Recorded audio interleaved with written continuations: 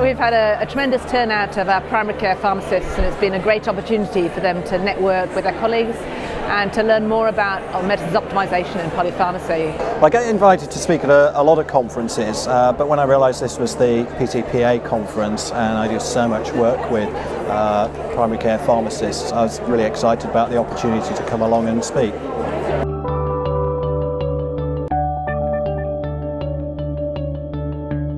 The topics covered today are exactly what I'm working on at the moment. I'm very interested currently in harm minimisation, in medicines usage and in medicines optimisation.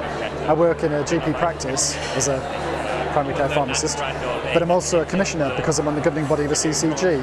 And right now, the CCG's concerns, our clinical cabinet's concerns, are around minimising harm from medicines.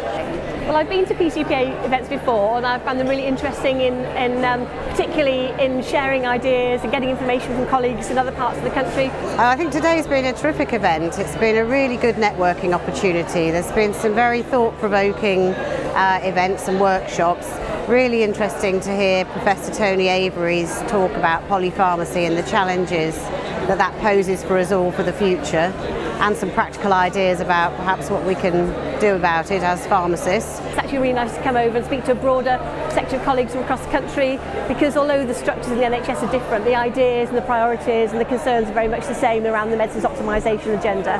You know, we've seen the growth of clinical pharmacy in hospitals, and primary care pharmacists, you know, I think are that equivalent in general practice, and I think they've got such an important role to play in both helping us as GPs to prescribe effectively and safely, and also to help improve our systems of prescribing safely for patients. With members of my team who are here also, us working together to take away things from today to form the next 2 years' agenda.